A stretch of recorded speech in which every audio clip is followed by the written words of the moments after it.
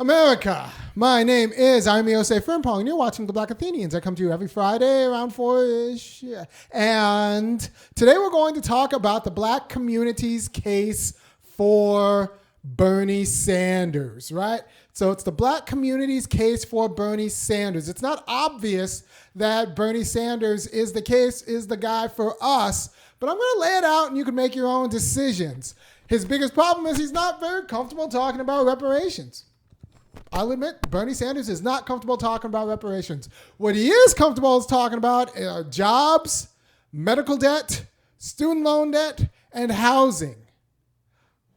The problem is black people need good jobs, medical debt forgiven, student loan debt forgiven, and housing. So I'm going to go through some numbers, and I'm going to make the case. You can make your own decision at the end of the video, but I will tell you right now, racial justice is a triathlon. Racial justice is a triathlon. It's got swimming, biking, and running. Bernie Sanders is not a triathlon coach. He just happens to be the best swimming coach in the world, right?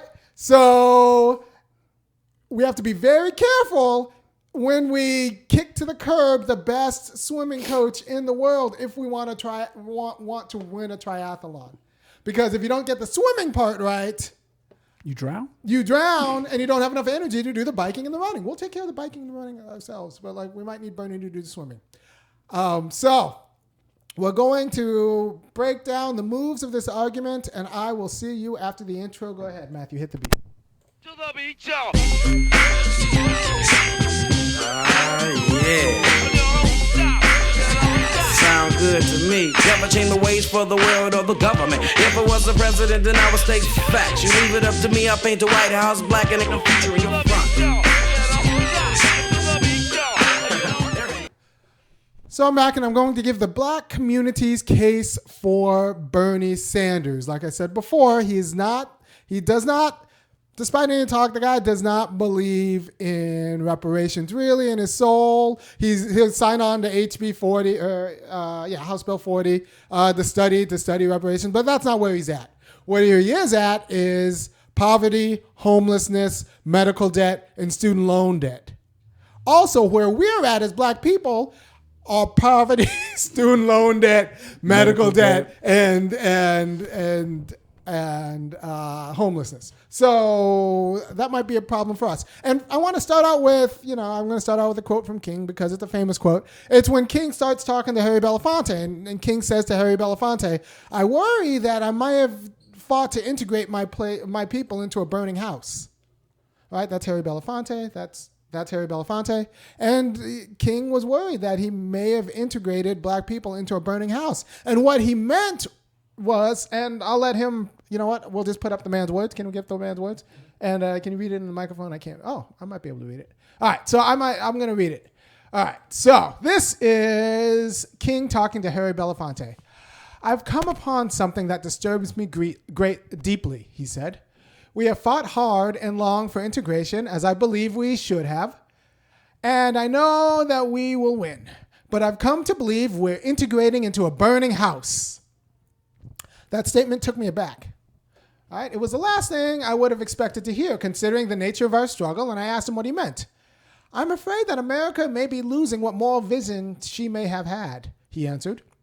"And I'm afraid that even as we integrate, we're walking into a place that does not understand that this nation needs to be deeply concerned with the plight of the poor and the disenfranchised. Until we commit ourselves to ensuring that the underclass is given justice and opportunity, we will continue to perpetuate the anger and violence that tears at the soul of this nation." Right? So the problem is, and there are two issues with making black communities whole. The first one is going to be getting us justice for generational harm and trauma. And that's going to come alongside securing the nation in a way that makes exploiting black people less inviting. Right? These are two distinct things. We get justice for a debt that's owed, and we reform the nation to make it the case that it's no longer so profitable to exploit people. right? Because if you just do one without two, then we just have to find new Negroes. I don't know. They might be Guatemalan. They might be Honduran. We're just going to have to find a new exploitable class. We'll just have to become overseers because we live in a slave and overseer. We live in an exploitation economy. So we need new overseers. We become overseers, and we need to bring in or make different people slaves. So that's the burning house King was worried about. You don't want to integrate black people into an America that still needs to treat the poor and disenfranchised like garbage. Because honestly, in America, the poor and disenfranchised, that's us anyway. Oh, yeah. Yeah. And they hate it. They hate us. They hate poor people. I say it all the time. You hate poor people. They hate poor people. They hate black. Even middle-class black people hate poor people. Everybody hates poor people. And a lot of poor people are black. All right, so put up the tweet I had. I had a tweet. I think I laid it down pretty. Yeah, all right. So let's shoot that over. All right. Black people, if there's poverty in the U.S., it'll be us. If there's homelessness, it'll be us. Medical debt, it'll be us. Underemployment, it'll be us. Let's vote for the candidate who is serious about poverty, homelessness, medical debt, and unemployment. All right, so if you're saying, well, the problem isn't that we're poor, the problem isn't that we're underemployed or unemployed, the problem is that we're black. All right, so give me the Chicago number, the Chicago unemployment. Yeah. All right, so 45% of Chicago's young black men are out of school and jobless, new report says, right? 45% of Chicago's young black men out of school and jobless. So if you are serious about a jobs program, and Sanders is running on a federal job guarantee, that's a federal job doing public works starting at $15 an hour. Now, I would have had it at $22 an hour, but he's starting it at $15 an hour. That means every Negro who just shows up and is willing to continue to show up can be put to work doing public works at $15 an hour without having to kiss any extraneous white ass. I don't even know what America looks like without black people having to kiss white butt because it's white butt to keep a job. Yeah. Like no. I've never had a job where I've never had to kiss white butt to keep the job. Yeah. I don't know. That's just not America work life. So if you... That's not even America's small business life. No. If you work in America, your job is on the job description and also kissing white butt. Yeah. That's like also the job. Yeah, for all those people who will tell you start a small business, blah, blah, blah, you don't have to do that anymore. You can be No, that's not true at all. Your clients. And this is funny because there's a litany of black mayors right now endorsing Bloomberg because Bloomberg pays, right? I didn't have time to get the screenshot. I might do a whole show on that. But yeah, so Bloomberg's buying off black mayors because Bloomberg pays. Because when you have money, you can buy people who don't have money. And since we don't have money, we are for sale. We like to pretend that we're off the auction block, but I can buy most Negroes with not a lot of money. And let's not forget that we have people saying that the issues for the transgender community are the new civil rights. We've come already. We've gotten ours. We have not overcame. Make no mistake. Some black boomers get this mistake. Give me the graph with the money. Make no mistake. We have not overcame. Yeah. We have yet to overcome. As a matter of fact, there's still overcoming to do. We're in quicksand. And it's not looking better. 3 out of every 10 black people who are born into the middle class are going to fall into poverty. And these are our medians right now. As of 3 years ago, the black median was at about $1,700, making a handful of adjustments, and the white median was at $116,000. And that white median is going up, and the black median is going down, and that's under the same nation, right? So we're not winning this game. So if you address poverty, you're addressing us. And that's very important. Even if you don't name us by name, if you address poverty, you're addressing us. And if you put us to work doing public works, that that remakes the South because the South is just full of deferred maintenance. Everywhere there's black people, there's deferred maintenance. we would finally deal with Alabama's hookworm situation. We can deal with Alabama's hookworm situation. We could rip out pipes, and so our children aren't getting lead in their water. Everywhere there's a congregation of black people, there's deferred maintenance because we can't afford to keep things like everything costs in America, and we can't afford to keep things maintained. This is why, honestly, at $1,700, how much has to happen to your car before that's just it? Like that's you've already not even a transmission. Like you forget fenders. You get a check engine light. That's you done. Like that wiped out how's your savings for a check engine light. At $1,700, you can't take a hit. You can't start a business on $1,700. So this whole idea. Apparently, black people start more businesses than our white counterparts. They just go out of business because we don't have any. Because in the capitalist economy, you need investment capital, and you don't have any investment capital. So if you address joblessness and underemployment, if you guarantee every black guy who comes out of jail or whatever, drops out of high school, gets a $15 an hour job at the employment office, that fundamentally changes. And you know what happens when we get money? We can start, especially at $15 an hour, not 9 or 10. But at $15 an hour, not only can you pay your bills, not in all cities, but in a lot of the Black South cities, you can pay your bills and you still have money left over, especially if you're with somebody. So that's about $35,000 a year. If just regular, you work overtime, you'll get more than that. But starting at $15 an hour, and you can pay bills, and also you can pay dues to communities, to community groups. And you know what community groups can do for you? They can advocate for your interests so that not only do you get a job, but you also get the other reparations that I was talking about at the beginning of the show. Because you know who gets reparations in these United States? People who have the disposable income to fight for reparations in the United States. Right? So people are like, well, you know, the Japanese got money. Give me the Japanese reparations case.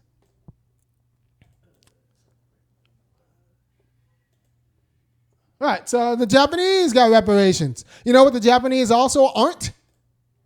Disproportionate. That's the Germans got reparations. The Jews got reparations. You know what? They had money to fight for reparations. We stopped bombing things. We could give out a lot of checks. Yeah, not only we stop bombing things. You know, like the justice we get comes a lot from the NAACP Defense Fund. But you know how the NAACP gets its money? Either by kissing white butt or by collecting dues. So if all of these black people had jobs that paid more than a living wage, but actually became disposable money, you know, we'd have ADOS chapters popping up. Dues paying chapters, and that's how you win the fight. Do you have the Japanese one? But anyone, the Japanese, it's the same way. Japanese got reparations because they have a community that everyone's not so impoverished and in debt. They could pay the lawyers and the lobbyists to get them their justice. So the people who get justice in the United States are the people who could fight, who could have the disposable income through their dues-paying organizations to fight for justice. Right? So that's why you go for the federal job guarantee. Once the federal job guarantee, we have money in our community coffers. And since our work is doing public works, we have a community that's actually put together better. Then we could fight for our claim because we have the receipts for our claim. We just don't have the disposable income for the advocacy. We have the receipts. Once we have money in the black community's coffers, we will get reparations to be made whole because there are too many receipts that we've been done wrong with legacy effects. But if we can't afford the advocacy, we can't get the reparations. So you vote for Sanders, you get the jobs. With the jobs, you put your money in ADOS or any other pro-reparations group, and then you get your own lobbyists who are paid for by us. All right, that's the strategy to win. All right, so that's the job question. Now let's go to homelessness. Bernie's running on a Housing for All campaign. Like, no more homelessness. It's stupid. We have houses. We have the means. Let's get these people in houses. Housing as a right, because you can't be free in the United States. I don't know if you know this, but you can't be free and also homeless. Really? No. Here in the greatest, wealthiest nation in the world? You can't be free and homeless. You're too busy being cold or worried about catching something or like... Yeah, no. Yeah, you can't both be free and homeless at the same time. But who's homeless? Us, right? So if you eradicate homeless, that is a pro-black community because 40% of all homeless people last year were black, while black people only make up 13% of the population. So Sanders is talking about housing as a right. No more evictions, number one. It's mandatory bargaining. And two, housing as a right. And who's that going to disproportionately affect? Us black people. So he's not talking about reparations. He's talking about housing. But once we get on our feet, once we have a place to like study with light and climate controlled, and do you know what we can do? We can go out and fight for our own reparations, right? Housing. Sanders, he's the guy. All right, what else? Medical debt. You can say like, well, you know, medical debt isn't a black issue because it affects everyone who's sick and white people will get it too. Except past due medical debt a problem, especially for black Americans. So if you cancel all medical debt, it'll disproportionately affect us. And you know what you can do when you're not always worried about showing that you're poor to pay your medical debt? You can actually pay for a dues-paying organization. You can organize as a community, put money together, and then advocate for justice claims that are specifically for black people. But you can't do that when everybody you know is related to someone who needs medical debt, who needs their medical debt paid. Yeah. So it's not just like, well, I don't have medical debt, so it's not a problem for me. No, but someone you know does. If you're around black people, even if you don't have medical debt, one, it just might be a matter of time. Two, it just means you don't go to the hospital. I mean, that means you get sick and you don't go anywhere. Like, if you don't have medical debt, that means you have insurance or you never bother to go to the doctor. I realize the black people in my life can't see. I realize this. I've been at I've been to school, a lot of schools, and every school I always talk to black undergraduates, and none of the black undergraduates can see. None of them can see. These are black kids. Like I see them, they're like looking at their papers like this. Like none of them can see because this is true at Berkeley. This was true at Brandeis. This is true at University of Georgia. So it's just a black problem. It's not localized because none of them go to the eye doctor, both pay for the eye doctor and pay for prescription doctors. So they all my college experience with black undergrads is that they see kinda. I was a front row kid. Kinda. I met Matthew. He couldn't see. I think the first time I went to the eye doctor, I was like 12 or 13. They're just like, oh, it's too late now. Yeah. I met Matthew. Matthew could not see. And once Matthew graduates now, he's got a pretty good job lined up. But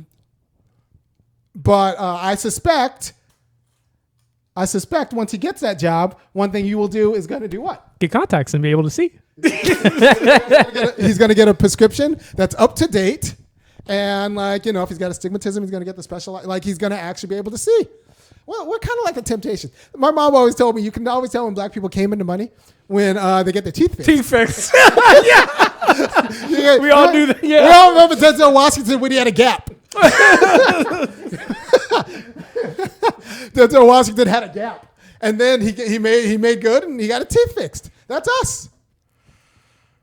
Yeah, no. Dentists are expensive. Dentists, we don't have anything other than pulling a tooth, and they're like, "We want money. We want money." We want 4 digits of money. This Medicare for all, including eyes and dental and hearing, that will disproportionately affect us. This erasing medical debt, that's going to disproportionately affect us. And I think every black person you know will now be. You'll just be able to assume that they can see. Now that's not the case. The black people in my life are squinters. Or get headaches from looking at computer screens too long. That's Yeah. why I have glasses on right now. No, the other thing I don't think people always recognize is that with medical coverage, your money is now going further because it's not just going down that hole. Yeah. And with medical coverage and it's just not a big suck. I mean, why even save if it all goes to medical debt or housing? How much money would you have to make a year for the money to mean anything given your medical bills? I can't answer that question. I'm expensive. Yeah, exactly. I have a heart condition. Yeah. So it's I was not at even worth $500,000 making last year. $500,000. $500,000. It's going to keep me out of jail. So I'm going to look at him and be like, I'm at $500,000 a year. Y'all might as well send me home with an ankle bracelet, make my kid do my grocery shopping. So those are Sin's medical debts. Yeah. $500,000 a year. right? So like that's not even like, and if he actually shows that he makes money, they'll suck it up. Oh, even worse, if I actually make money, they'll take my medical care from me. Like literally, like I have to make a job that can eat $500,000 in medical a year. Those are just lying around. As a matter of fact, City of Athens, Matthew and I were reflecting again. We will gladly do the city manager's job. Right. All you do is just say yes and no. That's about it. Yeah, we got this. Yeah, We're good at that. So that's like, so you have to understand we have a dysfunctional system, and it's all the dysfunction always comes to us, right? So what else was there? There's a college debt. People are like, well, black people only go to college at a certain percentage, but I didn't get the pictures. But A Different World got a lot of people confused. Yeah. And Gen X is still paying for that confusion. A Different World was that show that came on in the 80s and early 90s about Hillman, which was like, Spelman versus Howard, and it was all Hillman.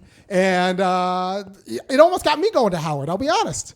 I had a little crush. Kim was one of my first crushes. Kim from A Different World. Oh, yeah, I was trying to remember which one. I was like, no. That, Shut okay. my smile. Yeah. But yeah, it was Kim, and then the girl who played the daughter on Fresh Prince. Anyway, so it got a lot of people confused about college because we were under the assumption that if I just did what Heathcliff Huxtable told me to do and go to school, I'd be fine. But the problem is we're in debt. So a lot of people went to Howard because of propaganda and are now still paying. A lot of people in Gen X, and I'm like at the tail end of Gen X or the very old millennial, and we're still paying off that debt because we were trying to do things right. Now, I ended up going to Berkeley at the time, so like I paid off my debt and I'm fine. But still, it isn't about me. I want to be around other black people who also like who aren't in debt. And who does this affect? Give me the.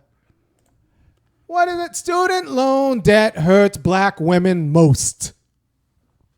So if Bernie wipes out student loan debt, who is that going to disproportionately affect? Us, black people. It's going to disproportionately affect us.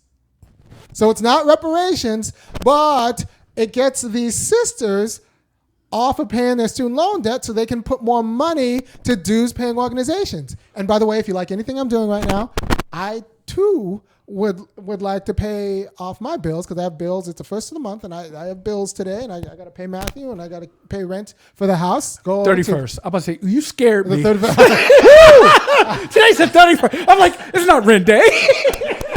I'm sorry to do that to you people. Yeah, like 31st. I'm sorry. Anyway, go to www.thefunkyacademic.com because I try to give a service to the people. And the way I give this service, depending on who you talk to, might make me down white unemployable. There's no question of that. You are an HR person's nightmare. I might be down white unemployable.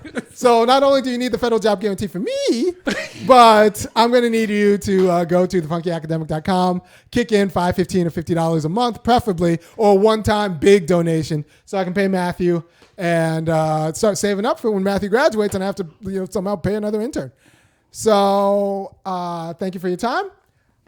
Student debt hurts black people the most. So you wipe that away, you've helped black people disproportionately. And this is very important because with homelessness, with joblessness or underemployment, and secure employment, which means that I no longer have to kiss white butt in order to keep my job. I can just do the job, not do the job plus kissing white butt. That means you've just emancipated a whole country of Negroes. Because imagine, black people, imagine what your life is like if you just have to do your job, but you don't have to also make white people comfortable as you do your job. You just have to do the job. Oh, that'd be amazing. That would be a whole different black experience in the job market. And that's what a federal job guarantee secures. Right? And these are unionized jobs too, so you have to say in your work conditions. And this is why black people are disproportionately working in unionized job because you can't just get fired in a unionized job for you can't just get fired in a unionized job for just making white people nervous. They actually have to show cause. There's a due process, right? So we keep unionized jobs more. So a federal job guarantee emancipates black people and it gets rid of the conditions that make black exploitation so inviting. Yeah, the ability to walk away from that butthole boss at Captain D's is a whole lot. Is a whole lot. Is a whole lot. All right, so they did a job guarantee in India, and it turns out that it improved private sector employment because it took the shine off of working. Right, so like now private sector employers will actually treated people better. And and since it was a job doing public works, it promoted what's it called? Production enhancing assets, roads, schools. Turns out that if you take the lead out of people's water and get the hookworms out of their soil, they're better workers and more productive. And I'll tell you, the American South is underproducing. You get the deferred maintenance, you get broadband, you clean up the infrastructure here. Like, we are an untapped resource because the weather is great. It's just that the infrastructure is all disrepaired because there's no money for deferred maintenance, especially in black neighborhoods. But if we have a public material and cultural infrastructure put in place, done by public works, like, we are not nearly as productive as we could be. We're not nearly as productive for lack of infrastructure. It's not just money. You need infrastructure to produce. So we could be... Like, it's a great place. I like the South living here, but like the infrastructure needs to be something more if we're going to produce as we could. And to give a great example, we live in a college town, and the difference between even just our internet, like I am right off campus, so my internet's amazing.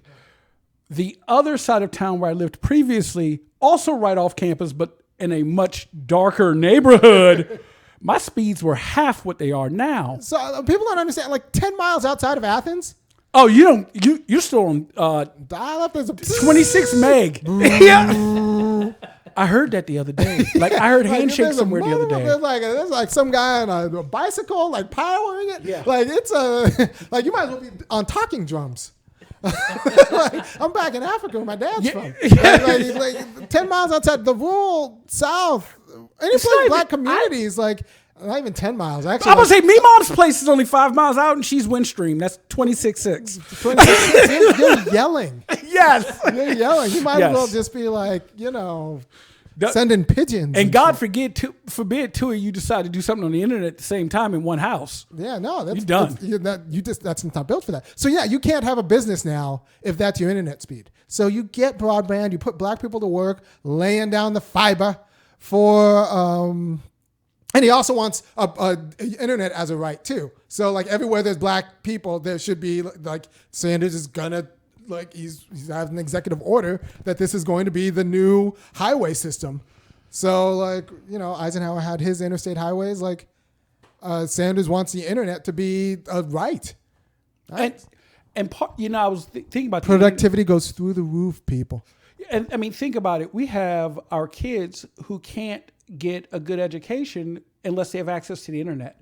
And we've talked about repeatedly how kids are sitting in McDonald's parking lots. No, black communities are still using World Book encyclopedias. All right, so nothing against World Book. My mom saw World Book for a little bit. Nothing against World Book encyclopedia, but like that's just. I didn't know that was still a thing for us to be to have something. Well, no, I mean this is back in the 80s. Oh, yeah, okay. So she sold it back in the 80s. Well, no, I mean even now, like, does anyone have a World Book encyclopedia? I don't know. Maybe my mom still has one of the old sets. But like that was, for me, if it wasn't in the World Book and my mom didn't know it, then it just wasn't something I know. That was just I just wasn't something I was supposed to know. I went to my grandfather's house for the encyclopedias. Yeah, because that's everything I need to know is in the World Book, and if it wasn't in the World Book, then I guess wasn't true. It didn't matter. It didn't matter. It wasn't relevant. That's my life. But the kids now have higher standards, and if we want to produce and get into the into the game in America, you need everyone to have internet. And that'll make America a lot livable and a lot more productive.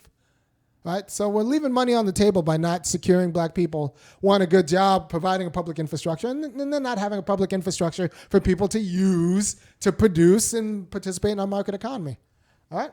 So the case for Bernie is that while he's bad at talking about black people as black people, he is fantastic at talking about poverty, homelessness, medical debt, internet access, and college student loan debt. And if you take care of all of those things, we'll be up to weight to fight for the reparations we need for the rest. Like if every black person I know could just walk into a $35K a year job, just walk in, that would change. And a lot of people say, well, $35K is not a lot of money.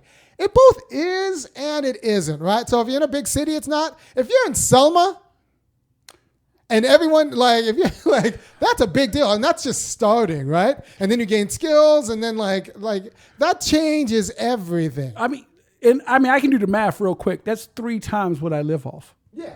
I mean, I'll be honest. I'm a grown man. I've only made more than 35K. I don't know.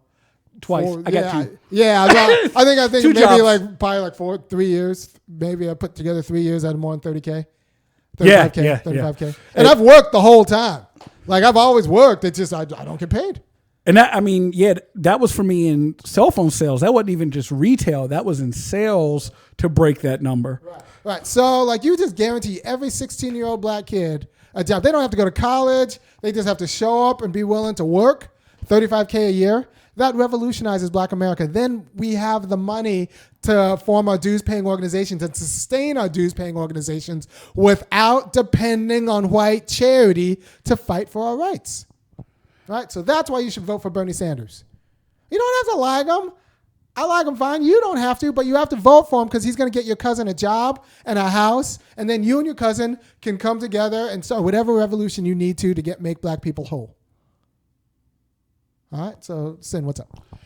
No, I was just thinking, the other thing for people to take into consideration for federal job guarantee is that the private sector has to step its game up at that point. If I know I can go work for somebody guaranteed, and people will say, well, how do you guarantee that we are included? Well, that's the whole point of it being a guarantee. Yeah, if everyone gets that $15 an hour job. Yeah. You'll say well, you'll get the worst $15 an hour job. Look, maybe. But in a world we're currently getting the worst $10 an hour jobs. I know, we're currently getting to that. So so here's the deal.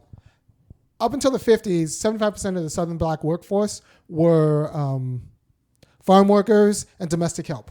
Most of our grandparents, farm workers, domestic help. If you're in the South, farm workers, domestic help. Right? There will always be farm workers and domestic help in the United States. And a lot of those people are going to be us. Right? So if you want bus drivers, they're going to be us. And I want them to be paid. If you want farm workers and domestic help, they might be us. And I want them to get paid. Right? So this is what Martin Luther King was worried about. He was worried about all right, so what happens when we still have an exploitative economy that exploits lower class workers, but now we have more black overseers. We integrate the top. And that still does, it's nothing. It doesn't fix the problem because it still rewards exploiting the poor and the disenfranchised. Right? So we need to get rid of the incentives to exploit the poor and disenfranchised, and that's what a federal job guarantee does. And people are like, well, if people are, I'm not even going to say that. I'm not going to breathe this argument into existence because I think it's a stupid argument. But people say if black people get paid, then inflation will happen. No, that's not how it works. That's not how it works. I wish I had all of the. I'll do a whole show on this. But black people getting paid actually productivity goes up. And all of these random social services that black people now use because we can't do the preventative maintenance, those go down. So we just live human lives. Inflation's been governed not by debt spending, but by bad politics. So the inflation goods are and I have a chart, but I'll do a whole show on this later. It's pretty much college costs and healthcare costs. Food has been pretty good. Food is okay. And then all of the things we buy, like consumable goods, like cameras and stuff like that, those have actually gone down in price relative. So paying black people is not going to cause inflation. And nobody ever says this about billionaires. Well, we gotta make sure that CEOs don't get paid because the price of yachts will go up. Nobody says that. Nobody says about, but somehow like the idea of paying black people $15 an hour, people are like, well, we don't have to worry about, what about the debt? The national debt? Man, we have guns and we make money. This is what Trump, there are a few things that we can thank Trump for. Thank goodness we have a president who's been bankrupt 3 or 4 times and is still rich because he knows what money's really made out of in the United States. Like, we make money and we have guns. So our money is always good. So Trump's been ballooning the deficit like it doesn't matter. And you know what? And we still don't hit inflation targets. Because you know what? Everybody knows America's money is good. Yeah, because we'll invade if we have to. Yeah, no, you're going to take our money or we're going to break your knees. And people are like, your money is pretty good. Yeah. And we say, you're right, it is. Thank you for doing business. So it's not, Trump knows, this is one thing Trump does know, that the debt's not real. Inflation is real, but there are so many markers for inflation. So as long as you keep an eye out for inflation, you're fine. You're fine. And we're so underproductive right now that once we actually get rural broadband and black people working in their communities, shoring up the community infrastructure, our productivity goes up. So like prices will actually come down as we become more productive. All right. So I hope I made the case for Bernie Sanders. Remember, racial justice is a triathlon. Don't get mad at Bernie because he's the very good swim coach who doesn't know much about biking and running. We need to finish the swim part of the triathlon. Right? Yeah. Because if you don't do the swimming right, you run out of breath and you drown. So let's go for Bernie. And we'll get our jobs right. We'll get our housing right. We'll get our internet right. We'll get our medical debt right. And we'll get our student loan debt right. And with that stability, we will take our reparations. With that, I will see you next week. Please, if you like what I say, go to thefunkyacademic.com. And remember, the game is community uplift. Not just one black person, not just you, but like a black community. And for a black community to be uplifted, we need to get rid of all of the incentives that reward exploiting black communities. And that's what you can do with Bernie. Thank you for your time. I'll see you next week. Peace.